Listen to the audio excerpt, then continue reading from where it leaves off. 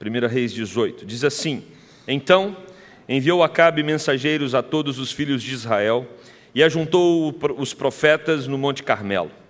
Então Elias se chegou a todo o povo e disse: Até quando cocheareis entre dois pensamentos?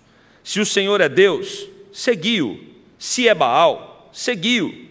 Porém o povo nada lhe respondeu. Então disse Elias ao povo: Só eu fiquei dos profetas do Senhor, e os profetas de Baal são 450 homens. Deem-se-nos, pois, 2 novilhos.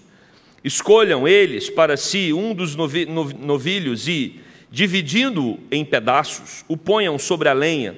Porém, não lhe metam fogo. Eu prepararei o outro novilho e o porei sobre a lenha, e não lhe meterei fogo. Então, invocai o nome do vosso Deus, e eu invocarei o nome do Senhor. E há de ser que o Deus que responder por fogo, esse é que é Deus. E todo o povo respondeu e disse: É boa esta palavra. Disse Elias aos profetas de Baal: Escolhei para vós outros um dos novilhos, e preparai o primeiro, porque sois muitos, e invocai o nome de vosso Deus, e não lhe metais fogo. Tomaram o novilho que lhes fora dado, prepararam-no e invocaram o nome de Baal, desde a manhã até o meio-dia, dizendo: Ah, Baal, responde-nos. Porém não havia uma voz que respondesse, e, manquejando, se movimentavam ao redor do altar que tinham feito. Ao meio-dia, Elias zombava deles, dizendo: Clamai em alta voz, porque ele é Deus. Pode ser que esteja meditando, ou atendendo a necessidades, ou de viagem, ou a dormir, e despertará. E eles clamavam em altas vozes, e se retalhavam com facas e com lancetas, segundo o seu costume, até derramarem sangue. Passado o meio-dia, profetizaram eles até que a oferta de manjares se oferecesse, porém não houve voz, nem resposta, nem atenção alguma. Então Elias disse a todo o povo: Chegai-vos a mim. E todo o povo se chegou a ele. Elias restaurou o altar do Senhor, que estava em ruínas. Tomou 12 pedras, segundo o número das tribos dos filhos de Jacó, ao qual viera a palavra do Senhor, dizendo: Israel será o teu nome. Com aquelas pedras edificou o altar em nome do Senhor. Depois fez um rego em redor do altar, tão grande como para semear 2 medidas de sementes. Então armou a lenha, dividiu o novilho em pedaços, pô-lo sobre a lenha e disse: Enchei de água 4 cântaros e derramai-a sobre o holocausto e sobre a lenha. Disse ainda: Fazei-o segunda vez, e o fizeram. Disse mais: Fazei-o terceira vez, e o fizeram terceira vez. De maneira que a água corria ao redor do altar. Ele encheu também de água o rego. No devido tempo, para se apresentar a oferta de manjares, aproximou-se o profeta Elias e disse: Ó Senhor, Deus de Abraão, de Isaque e de Israel, fique hoje sabido que tu és Deus em Israel, e que eu sou teu servo, e que, segundo a tua palavra, fiz todas estas coisas. Responde-me, Senhor, responde-me, para que este povo saiba que tu, Senhor, és Deus, e que a ti fizeste retroceder o coração deles. Então caiu o fogo do Senhor, e consumiu o holocausto, e a lenha, e as pedras, e a terra, e ainda lambeu a água que estava no rego. O que, vendo todo o povo, caiu de rosto em terra e disse: Ó Senhor Deus, o Senhor é Deus, o Senhor é Deus. Disse-lhes Elias: Lançai mão dos profetas de Baal, que nenhum deles escape. Lançaram mão deles, e Elias os fez descer ao ribeiro de Quizon, e ali os matou. Meus irmãos, nós estamos diante de um texto que expressa claramente para todos nós a tendência do coração humano de construir relacionamentos com ídolos. O nosso coração, ele tem uma tendência natural para se dirigir rumo aos ídolos. O Antigo Testamento é prova clara disso. Deus chama o povo de Israel para ser o seu único povo. Deus ama esse povo. Deus separou esse povo para que através dele viesse o Messias, Jesus Cristo, o Salvador, aquele que morreu e ressuscitou. Esse povo foi chamado de povo santo, povo separado, povo que tinha o propósito de guardar a lei de Deus, que tinha o templo construído pelo rei Salomão. E quando nós fazemos um retrospecto, ou quando nós observamos o contexto próximo desse texto, nós percebemos que Davi era um rei segundo o coração de Deus. E por que Davi era um rei segundo o coração de Deus? Davi era um rei segundo o coração de Deus, não é porque Davi não pecava. Nós temos nas narrativas bíblicas alguns dos pecados de Davi, um deles pelo menos, que nos assombra. Davi matou um homem para tomar a mulher desse sujeito para ele. Mas Davi se arrependeu do seu pecado. Ele foi exortado pelo profeta Natã, ele se arrepende do seu pecado. E nós lemos em alguns salmos o coração de Davi rasgado por causa daquilo que ele havia cometido, mostrando para mim e para você que o nosso Deus é Deus que perdoa qualquer pecado, qualquer pecado. O sangue de Jesus é capaz de perdoar qualquer pecado. Davi se arrependeu, teve o seu pecado perdoado e foi um homem que andou segundo o coração de Deus durante toda a sua vida. E Davi queria construir o templo para que Deus pudesse ser adorado no templo. E Deus disse para Davi: Davi, você não pode construir o templo, porque as suas mãos estão cheias de sangue, por uma razão muito simples. Davi era um rei que foi separado por Deus para conquistar vários outros povos, para expandir o reinado. E nós percebemos então que essa função de construir o templo foi dada a Salomão, filho de Davi. E Salomão então constrói o templo. Nós percebemos aqui em 1 Reis que Salomão foi chamado por Deus, separado por Deus, para ser o rei que iria construir o templo. O templo, no Antigo Testamento, para o povo de Israel, simbolizava a presença de Deus. Então era uma forma do povo entender que Deus estava presente no meio dele, através do templo.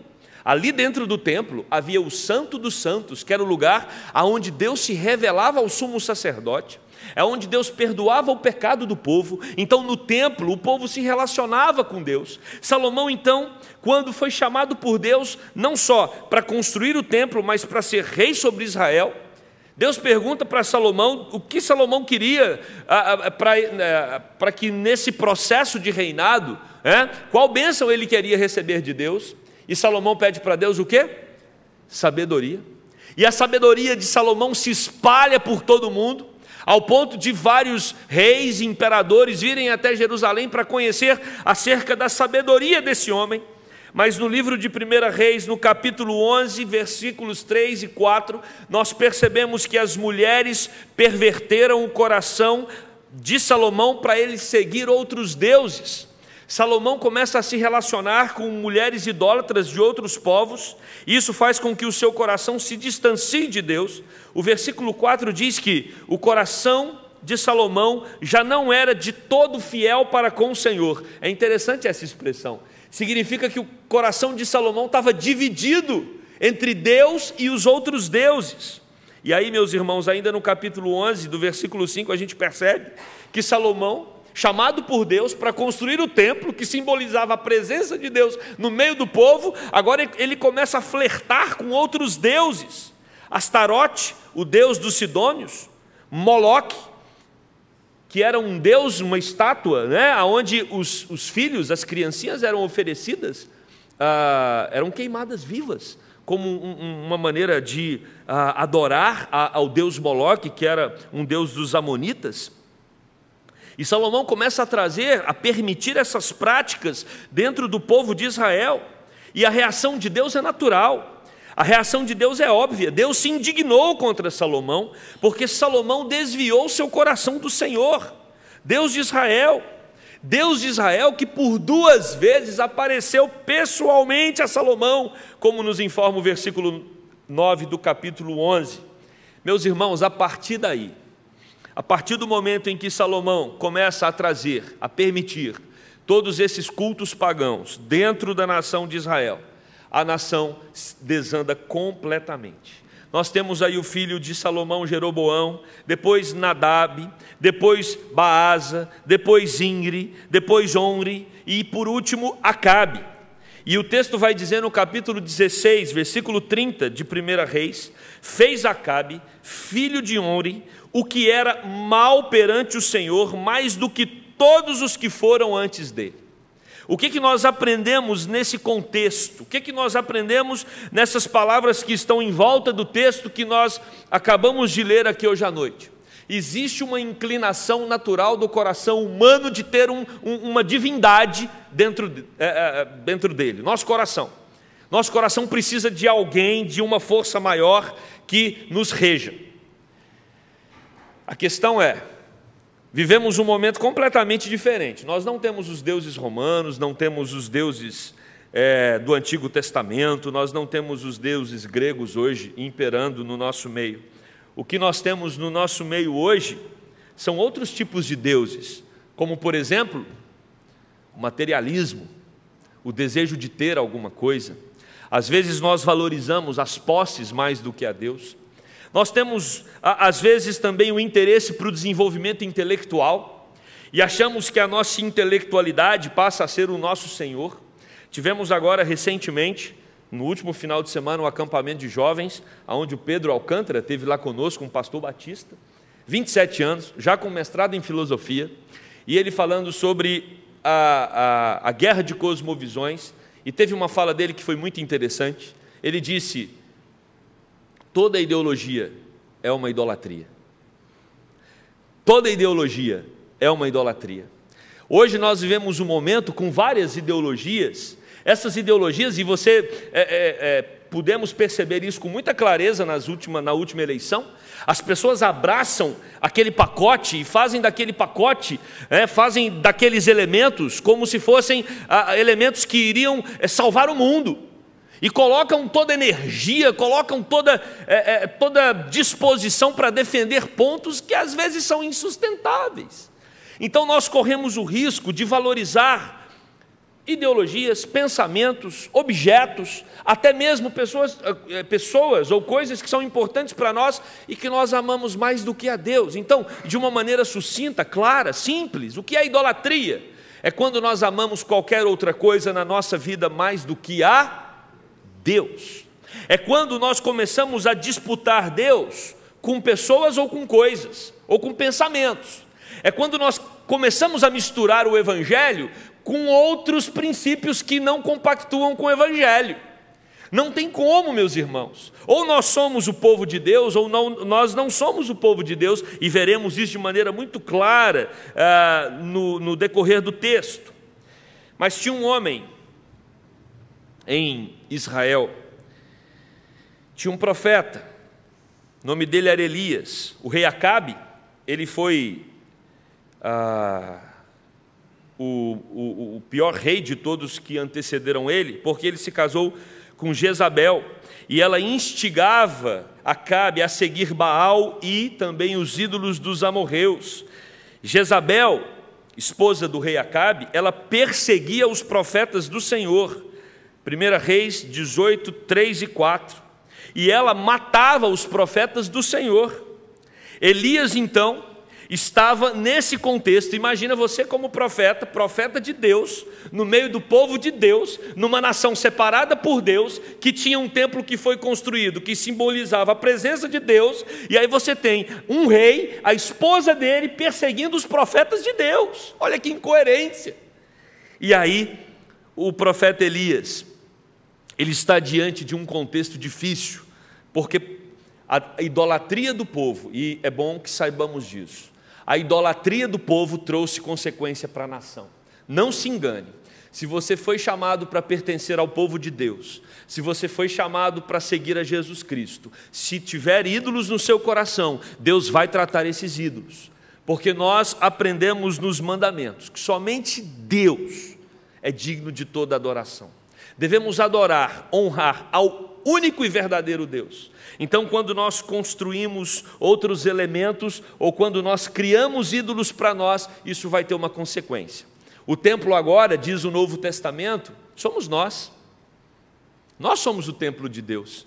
E nós precisamos nos atentar ao risco de começar a trazer impurezas ou ídolos para dentro de nós. E o texto vai dizer que a consequência, por causa da idolatria de Israel, foi uma grande fome e uma grande sede em todo o Israel. Capítulo 17, verso 1 a 7 de 1 Reis vai tratar sobre isso. A idolatria gera prejuízos para a vida daqueles que começam a seguir outros deuses. Deus diz para Elias então: Elias, eu preciso poupar, eu vou poupar a sua vida. Você vai procurar a viúva de Sarepta, pois ela vai lhe dar comida no momento de fome, onde as pessoas estavam sem alimentos. E Elias então vai até a viúva de Sarepta e pede para ela água e um bocado de pão. E o que acontece? Aquela viúva responde o que para Elias? Elias, eu só tenho um pouco de água e eu nem tenho pão, eu tenho um pouquinho de farinha.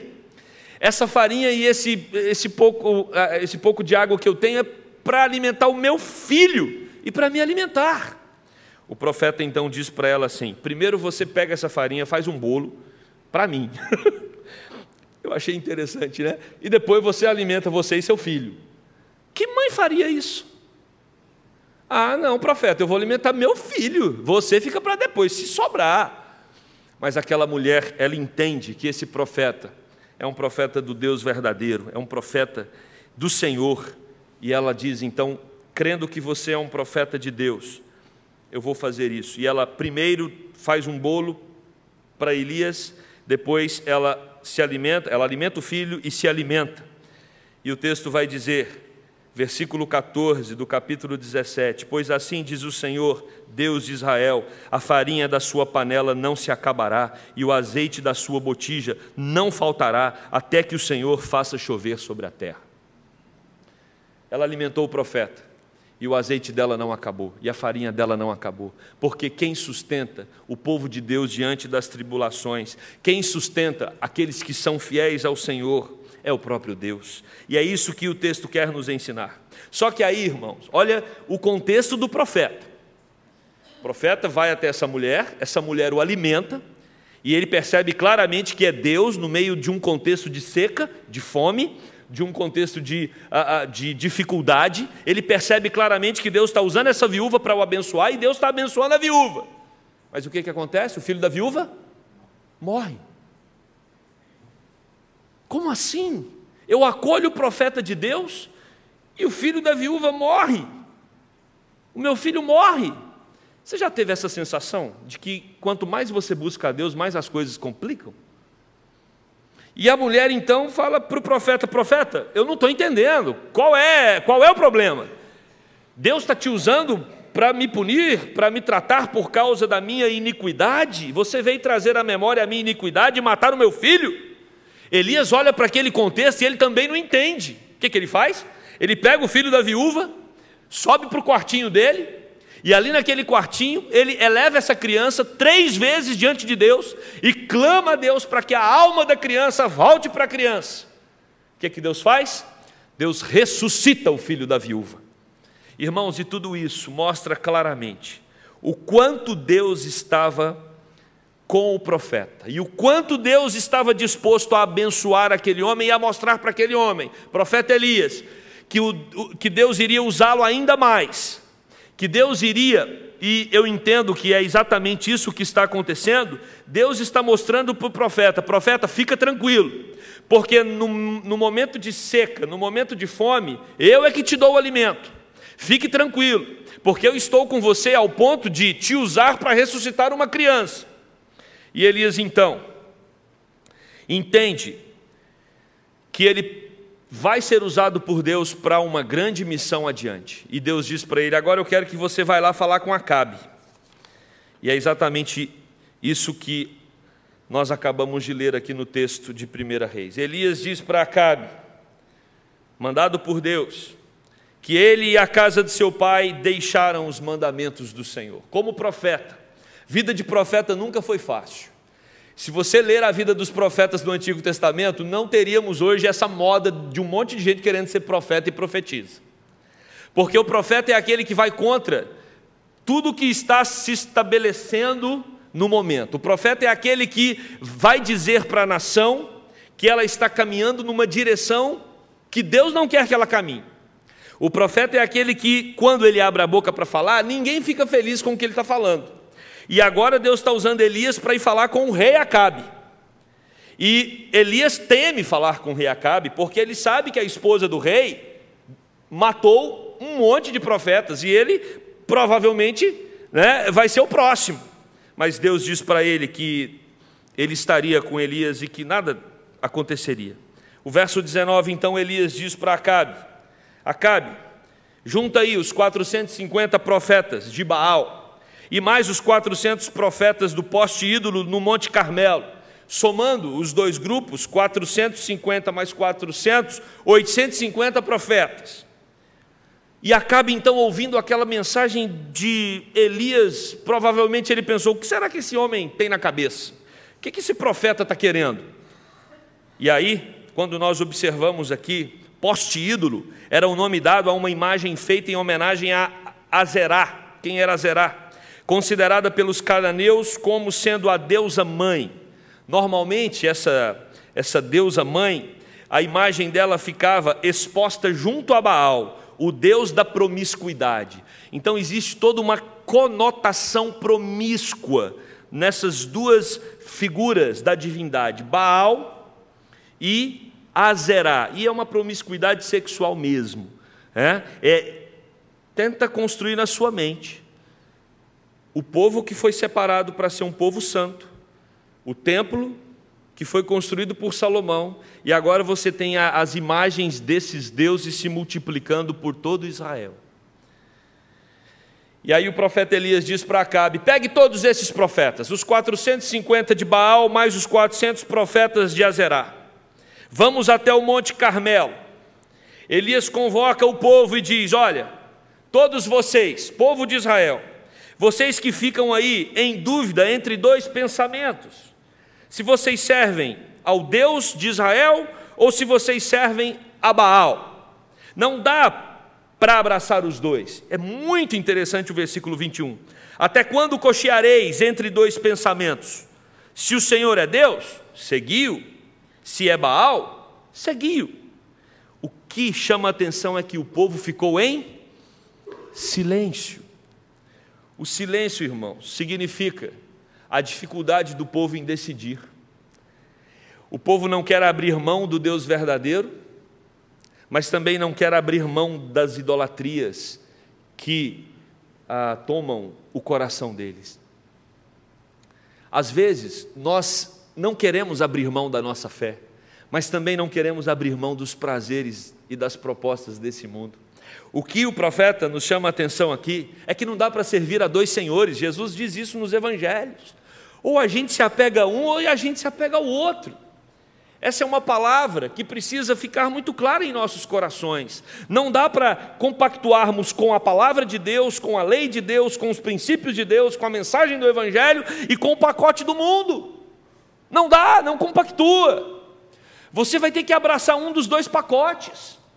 A lei de Deus é clara, a vontade de Deus é explícita na palavra.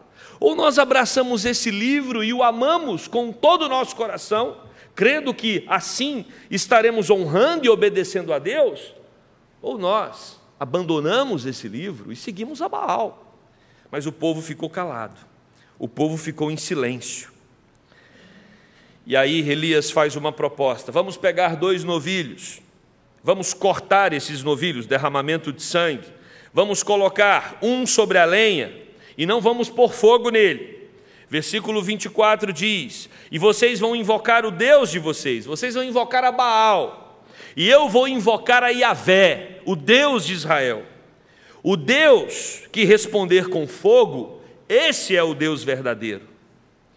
Todo o povo respondeu o quê? Essa palavra é boa. Vamos ver então agora qual é o Deus verdadeiro. Os versos 25 e 26 dizem que os profetas de Baal invocaram durante toda a manhã. Toda a manhã, os 450 profetas de Baal invocavam, clamavam para que Baal pudesse derramar fogo do céu, para consumir o holocausto, e o texto diz que nada acontecia. E aí o verso 27 diz que ao meio-dia, Elias zombava deles.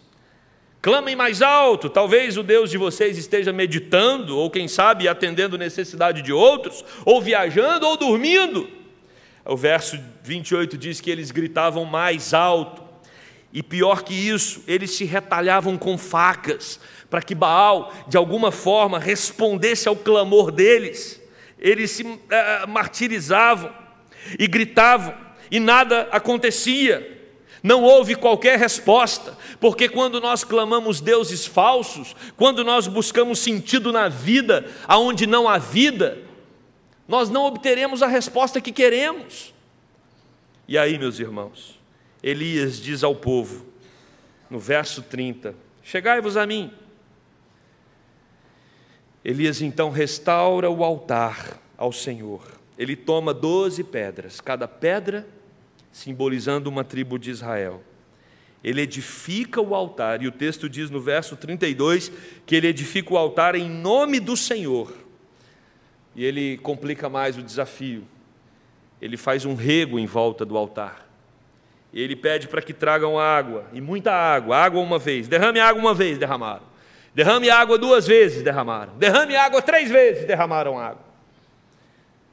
Ele prepara o novilho sobre a lenha. Versículo 33. O altar estava inundado de água. Os versos 36 e 37 nós temos a oração de Elias. E a oração de Elias é uma oração onde o profeta pede para que Deus se manifeste como Deus de Israel. E o verso 38 diz que caiu fogo do céu, consumiu o holocausto. O holocausto consumiu as lenhas, consumiu as pedras, consumiu a terra e até lambeu a água do rego. E o versículo 39 diz que o povo caiu com o rosto em terra e disse: o Senhor, ou Iavé, é Deus, o Senhor é Deus. E o verso 40 termina dizendo, ou tendo uma convocação do profeta para que o povo abandonassem os profetas de Baal. E esses profetas, todos eles, foram condenados à morte. É o que diz o texto. Meus irmãos, o que nós aprendemos aqui, através desta palavra do Senhor hoje à noite, é que nós precisamos nos atentar, porque às vezes depositamos a nossa confiança, depositamos a nossa fé, abraçamos pensamentos,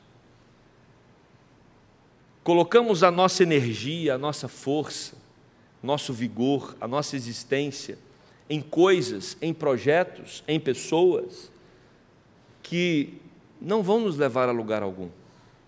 Deus chamou a nação de Israel para ser uma nação santa, uma nação que o amasse de todo o coração.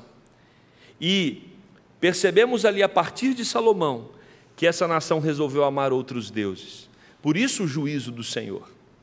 E o que nós aprendemos é que não há como sermos abençoados por Deus se nós estamos interessados em outras, aspas, verdades que são propostas nesse mundo. Não há como sermos abençoados pelo Senhor se nós não o amamos de todo o coração. É muito triste quando nós percebemos pessoas se desconectando do relacionamento com Deus e começando a abraçar propostas que estão aí fora e que vão com certeza levar a consequências espirituais desastrosas. O que esse texto nos ensina é que não é porque alguma coisa tem apoio popular que vem de Deus. A nação de Israel estava toda voltada para Baal, e não é porque a nação estava toda inclinada para Baal que isso vinha de Deus. Não é porque se faz barulho que vem de Deus. Não é porque está todo mundo eufórico por causa de alguma coisa que aquilo vem de Deus. Como nós lemos hoje, profeta Isaías capítulo 44, verso 8, não há outra rocha além de mim, não há outra rocha que eu conheço. Nós cremos num único Deus, Deus Pai, Deus Filho e Deus Espírito Santo, a Trindade Santíssima. O Deus que se encarna, Jesus Cristo, que morre numa cruz e ressuscita para nos dar a vida eterna. Nós cremos na palavra de Deus como nossa regra de fé e prática. Hoje pela manhã o reverendo Leonardo falou a respeito da peneira que nós precisamos usar para filtrar os pensamentos que estão aí fora. Nós precisamos usar essa peneira, que é a palavra de Deus, para nós não abraçarmos pensamentos e fazermos de pensamentos, não fazermos de coisas ou de pessoas ídolos na nossa vida. Nós temos um único Deus, e é a Ele que nós prestamos toda a honra, toda a glória e toda a adoração. A idolatria do povo de Deus, ela traz consequências. É isso que nós aprendemos nesse texto aqui. Quando o nosso coração se envereda numa direção contrária àquela que está clara na palavra de Deus, isso pode trazer para nós prejuízos espirituais, prejuízos materiais, prejuízos físicos. Então é importante que nós nos apeguemos a Deus e o amemos de todo o coração, sem cairmos nas armadilhas da idolatria que a todo tempo está tentando ganhar o nosso coração e o nosso pensamento. Eu quero concluir essa mensagem dizendo para você que hoje nós não temos um ídolo chamado Baal, hoje nós não temos um ídolo chamado Moloque, mas os ídolos que estão ao nosso redor, os ídolos que estão tentando chamar a nossa atenção, são ídolos que brotam dentro do nosso coração. E vivemos numa geração que o maior ídolo que nós temos que enfrentar somos nós mesmos, uma geração extremamente individualista, uma geração egoísta, uma geração onde o eu é o próprio Deus, onde é o eu que decide, onde é o eu que faz, onde é o eu que manda. Nós precisamos quebrar o nosso eu e nos derramar na presença de Deus como o povo de Israel fez aqui, reconhecendo que é Ele quem governa as nossas vidas, é Ele quem decide as nossas questões, é Ele quem cuida de nós, é Ele quem nos sustenta, é Ele quem abre as portas, é Ele quem nos conduz, não só nesse mundo, como também por toda a vida eterna. Amém? Que Deus tenha misericórdia de nós, que Deus nos ajude a identificar os nossos ídolos, e que Deus nos ajude a amá-lo sobre todas as coisas. Vamos orar.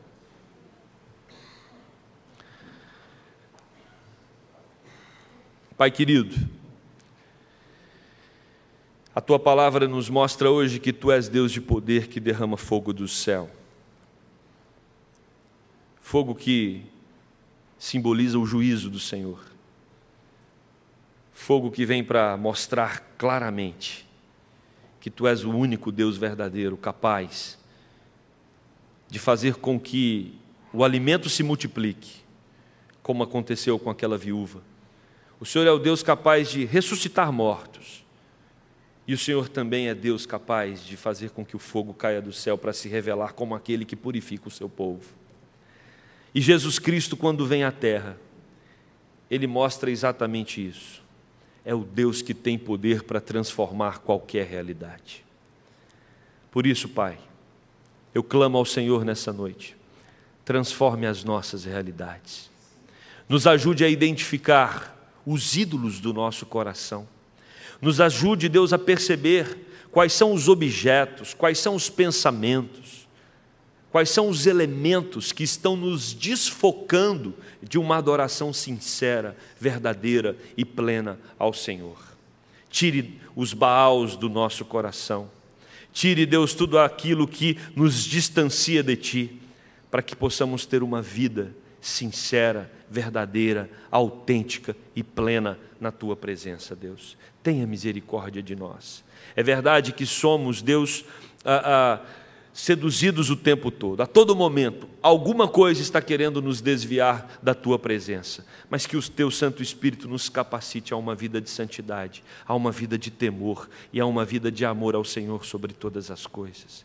Nos ajude na caminhada, Deus, nos ajude na jornada, tenha misericórdia de nós, Pai, que essa igreja seja reconhecida como uma igreja que ama ao Senhor sobre todas as coisas, uma igreja que teme ao Teu nome, e uma igreja, Deus, que não tem depósitos de ídolos na sua alma, Pai. Essa é a nossa oração, no nome de Jesus. Amém.